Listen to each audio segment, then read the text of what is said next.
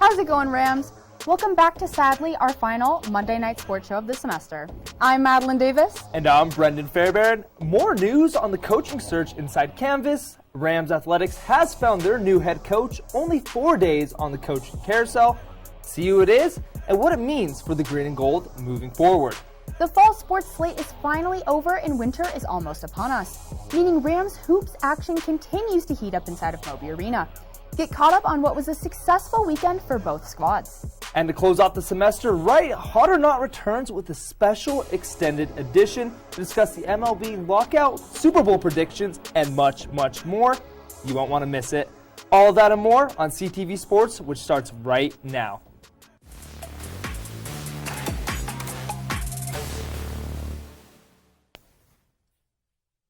Before we get you caught up on everything that occurred over the weekend, we just have to update you on some breaking news in Rams football. Early this morning, reports from outlets like Yahoo Sports and the Coloradoan surfaced that linked a current Mountain West coach to the open head coaching spot here at Campus Stadium. And who is it, you might ask? It's none other than the guy that just sent Steve Addazio packing a little over a week ago right here on campus, Nevada head coach Jay Norvell. At around noon today, the announcement became official, with Norvell set to make his appearance as a Ram tomorrow at 2:30 in the Iris and Michael Smith Alumni Center on the east side of Campus Stadium. Ram fans are encouraged to attend to celebrate the news. And with that, let's take a look at his resume for a second as the leader of Nevada football to see what we're getting into. Bottom line, it looks like this.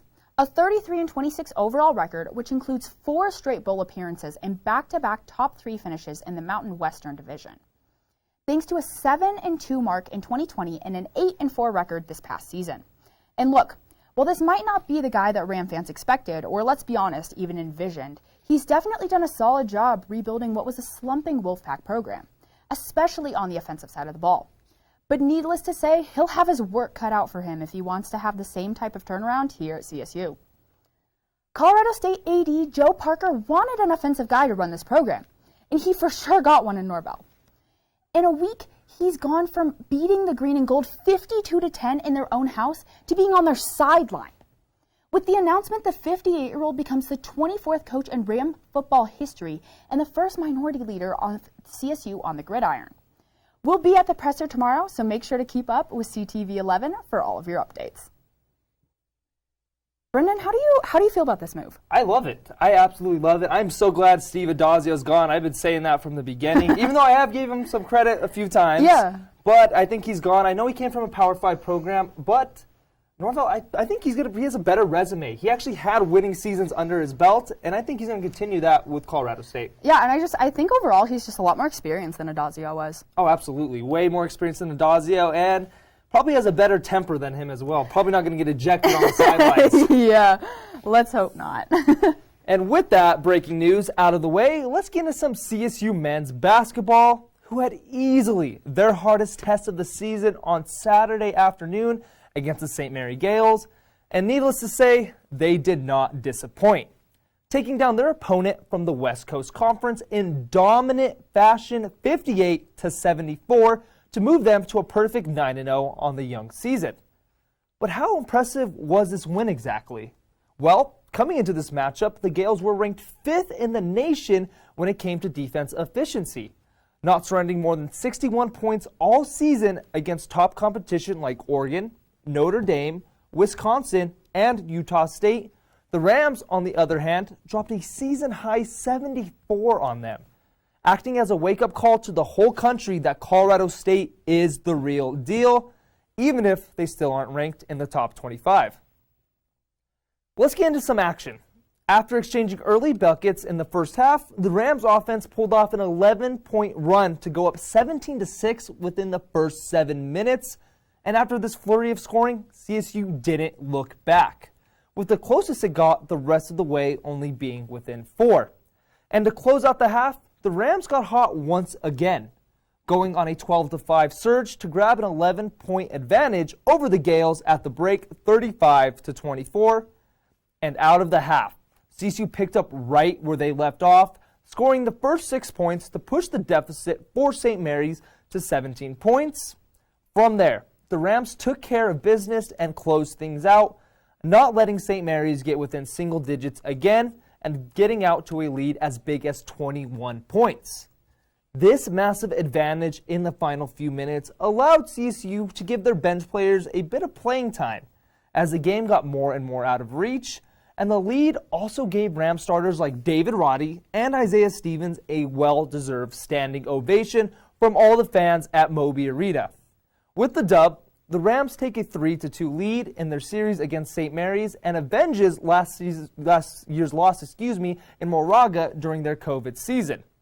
This was also the Gales' first non-conference road loss since December 12th of 2015, and their second lowest point total of the year so far, all due to this phenomenal effort from Colorado State.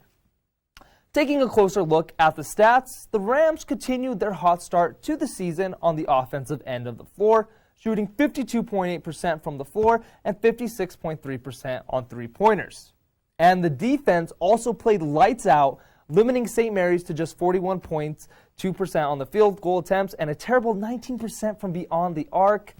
SMC did outboard CSU by 6 with 30 rebounds to 24, but the Rams made up for it with a +4 advantage in turnovers, forcing 15 against the Gales. Colorado State had 3 players in double figures, led by Roddy's 19 points and 7 rebounds, with 14 of those points coming in the second half, where he absolutely took over. And you can't forget about junior Isaiah Stevens, who had 14 points, 4 assists, and 3 steals, with 12 of his points coming in the first half. Moving on, junior John Tange came off the bench with 12 points, while Kendall Moore, Adam Thistlewood, and Jalen Lake all pitched in 7 points to spread the ball around evenly. St. Mary's had a pair of players with 10 points each in Matthias Tass and Augustus Marshallonis, but that was pretty much it for the Gales. With now 9 straight home wins dating back to last season, the Rams now shift their focus to a long road game stretch, which starts this Saturday when they travel down to Fort Worth, Texas to take on Mississippi State as part of the Naismith Basketball Hall of Fame Classic. And beyond that, their next 2 matchups aren't any more forgiving, facing off against Tulsa and 9th-ranked Alabama.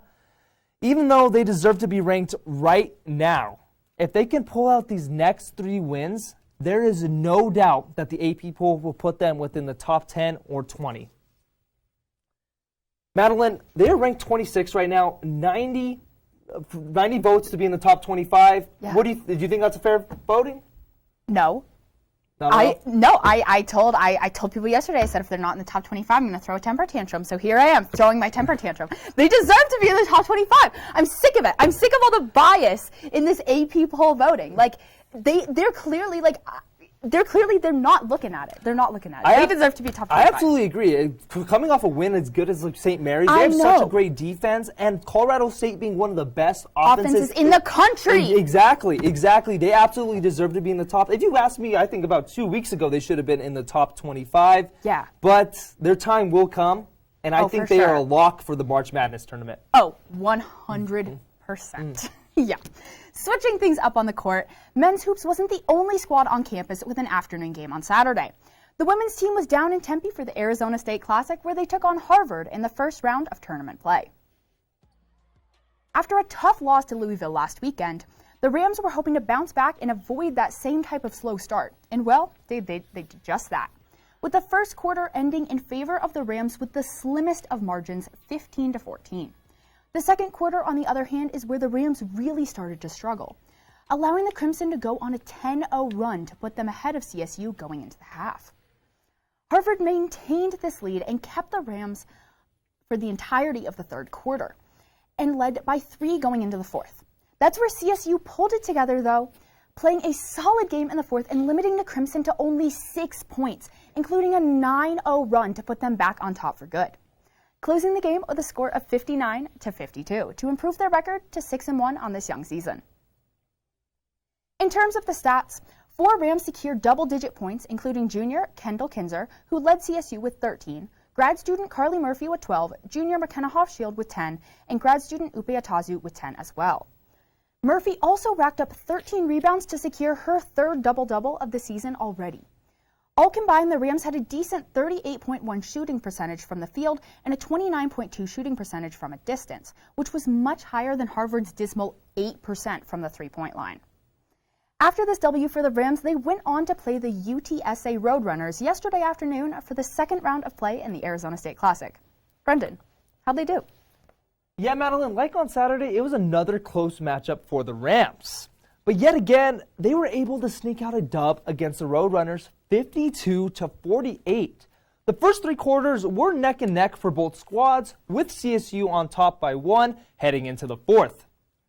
Quickly into the final period, though, the Roadrunners got hot to retake the lead and extend it to 6 points with only 7 minutes left in regulation. On CSU's next possession, though, the Rams grabbed 2 critical boards to extend their time with the ball, which ultimately ended with the McKenna Hofschild three-pointer that started their game-winning run. But even with this late barrage to claw their way into a late lead, though, the Green and Gold were still only up 1 with a minute left. With CSU's defense having to do their job to pull out a dub, and well, they sure did just that. Will Murphy added a final 3 points to put the finishing touches on a 12-2 run to earn the Rams' second win in just 2 days. When it was all said and done, Murphy was the leader for the Rams offensively with 16 points and 9 rebounds, while Atosu and McKenna Hofschild added 13 and 12 points of their own, with 18 of their points occurring in the second half. Atosu was a perfect 6 of 6 from the free throw line as a part of CSU's 12 of 15 rate from the charity strip. And moving on to the boards, Kelly Clark racked up a team-high 10 rebounds to go along with her 5 points. Overall, both squads were very sloppy from the field, shooting only 29%, while both also made just 4 shots from behind the arc. Looking at UTSA for a sec, they were dominant in the paint, outboarding the Rams 54-41, but in the end, the main difference maker in this one was the turnover column, where the Rams forced 14 turnovers and turned them into 10 critical points. CSU protected the ball a lot better than the Roadrunners and had just 8 turnovers that only turned into 4 points. That was the real difference in this one. With the dub, the Rams now sit at 7-1 on the season, but have a tough matchup ahead of them when they return back to Moby Arena this Wednesday to take on the Weber State Wildcats. But after that, they should have some relief, though, battling their sister school from down south, the CSUP Thunderwolves, on Sunday at noon in Moby Arena. Like the men, hopefully women's can keep this hot start. And now shifting spots on the court, coming off of their 10th home sweep in a row, CSU Volleyball entered Moby on Friday night to battle it out in the second round of this year's NIVC tournament against the UTEP Miners. Unfortunately for CSU fans, though, the Rams were not able to pull off another sweep. And actually, they were almost swept themselves, going down to the Miners 1-3 to mark their first loss in Moby since their L to CU all the way back on September 10th. From the jump, the Rams came out swinging in this one, but so did the Miners. Both teams were very aggressive when it came to attacking the net, with each side hitting over 300 in the first set. With this in mind, though, it was the Miners' defense that really allowed them to remain on top for the entire first round and secure the first set 25-22. The second set, on the other hand, was a huge change of pace for the Rams, with CSU coming out looking like they had an axe to grind, down 1-0, and dominating this one 25-12. The Miners didn't let this get to them, though, coming back to win both the third and fourth rounds 25-18 and 25-19 to take home the W. Overall, the Rams played well when it came to the hitting side of things, but it was UTEP's 13 blocks compared to CSU's 5 that really pushed the Miners on top. 3 Miners, Kennedy Howard, Yasso Amin, and Vittoria Price, each had 5 stops, while the Rams struggled to even put up 5 as a team. The Rams' hitting also went down significantly after the second set, leading to a 175 hitting percentage compared to UTEP's 246.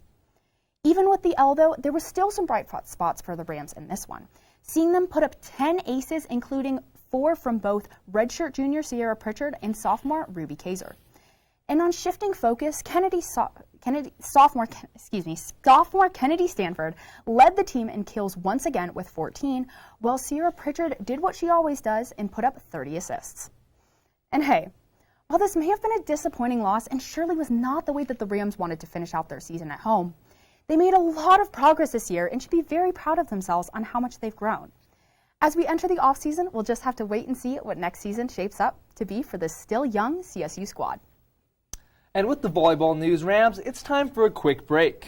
When we come back, the entire CTV Sports staff enters the studio for another extended version of Hot or Not for this last show of the semester. Stay right here with CTV Channel 11 because you won't want to miss it.